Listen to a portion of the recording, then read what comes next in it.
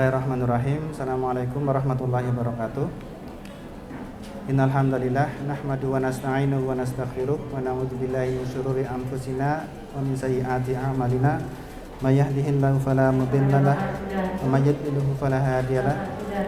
Asyhadu an la ilaha illallah wahdahu la syarika lahu wa asyhadu anna Muhammadan 'abduhu wa rasuluh.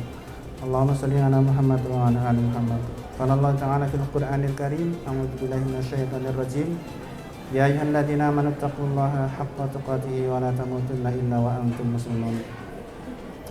Bapak Ibu yang kami hormati, mohon izin saya berdiri di sini untuk menyapa Bapak Ibu semua dalam rangka untuk watawasau bil haq wa tawasau bis sabr, yaitu saling mengingatkan dalam kebenaran dan kesabaran.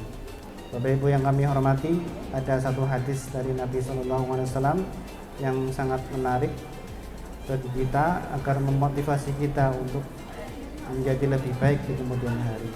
Rasulullah SAW mengatakan, ajaban lil amril mu'min inna amrahu kullahu khair wa laysa dzaka ya hadin illa lil mu'min idza asabathu sarra'u sakara wa idza asabathu darra'u sabara fakana khairul lahu. Sungguh menakjubkan urusan seorang mukmin. Sesungguhnya semua urusannya adalah baik, dan yang demikian tidaklah didapati kecuali pada seorang mukmin.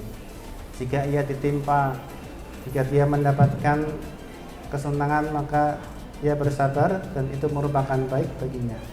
Jika dia ditimpa dengan musibah, ditimpa dengan kesusahan, maka dia bersabar dan itu merupakan kebaikan dirinya.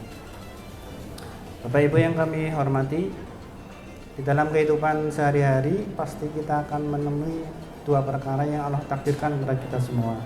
Dua perkara tersebut adalah nikmat atau kesenangan dan juga musibah atau kesusahan. Dua perkara yang pasti akan menimpa kita semua.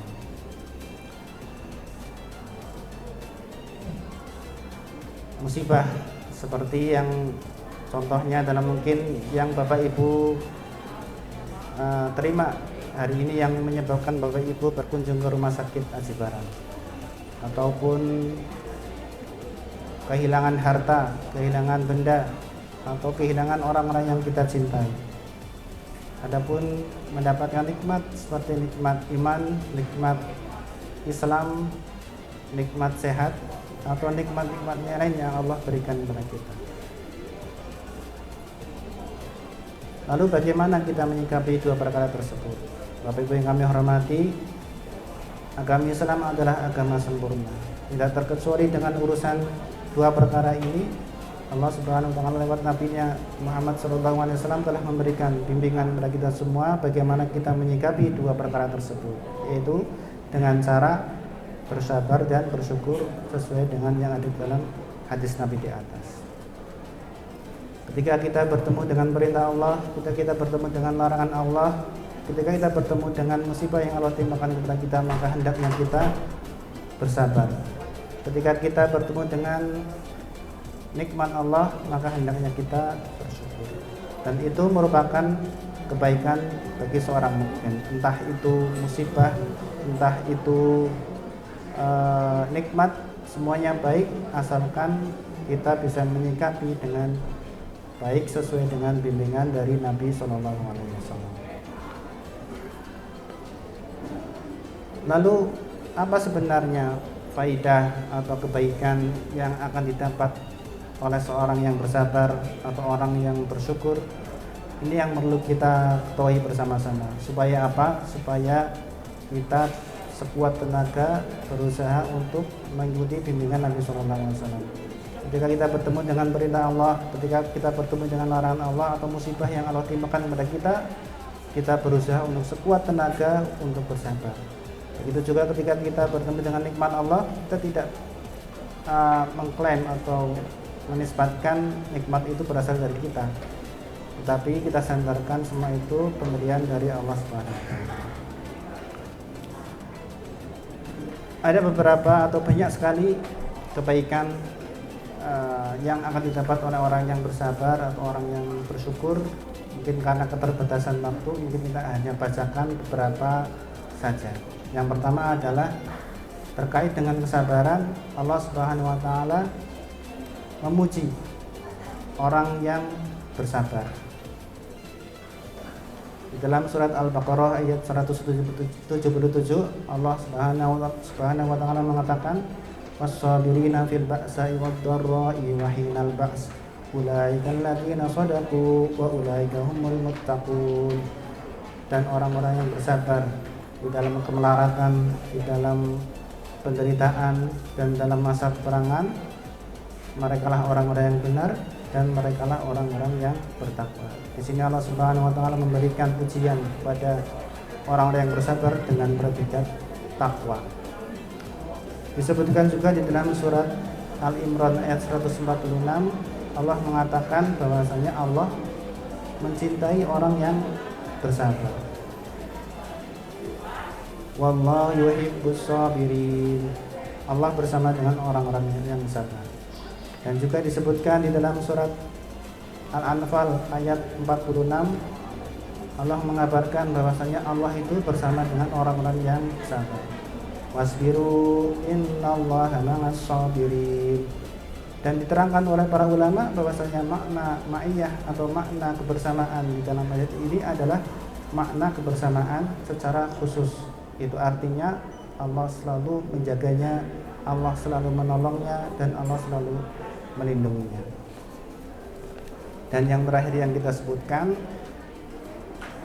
dengan kesabaran Allah mengabarkan bahwasanya keberuntungan yang diharapkan, keselamatan dari bahaya yang dia takuti, dan masuk ke dalam surga itu dicapai dengan kesabaran. Allah Subhanahu wa taala mengatakan, "Salamun alaikum bima sabartum." Allah mengatakan, dan para malaikat berkata, semoga keselamatan tercurahkan atas kalian karena kesabaran kalian, dan ini adalah sebaik-baik tempat kesudahan atau surga. Bapak Ibu yang kami hormati, ini adalah beberapa faidah atau kebaikan yang akan didapatkan oleh orang-orang yang bersabar. Lalu bagaimana dengan orang-orang yang bersyukur?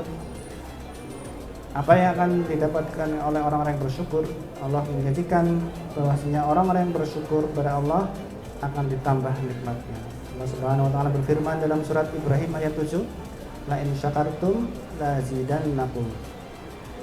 Sungguh jika kalian bersyukur atas nikmatmu, maka aku akan menambah nikmat atas kalian. Dan jika kalian wala in kafartum, jika kalian ingkar atau mengingkari nikmatku, maka sesungguhnya azabku sangat pedih. Bapak Ibu yang kami hormati, semoga Allah Subhanahu wa taala menggolongkan kita menjadi orang-orang yang bersabar dan bersyukur. Bersabar ketika kita bertemu dengan perintah Allah Subhanahu wa taala. Bersabar ketika kita bertemu dengan larangan Allah Subhanahu wa taala, dan bersabar di atas musibah yang Allah timpakan kepada kita. Dan juga semoga Allah Subhanahu wa taala menggolongkan kita menjadi golongan orang-orang yang bersyukur ketika bertemu dengan nikmat Allah Subhanahu wa taala. Semoga yang sedikit ini bermanfaat, terkhusus untuk diri saya sendiri. Kurang lebihnya mohon maaf. Wassalamualaikum warahmatullahi wabarakatuh.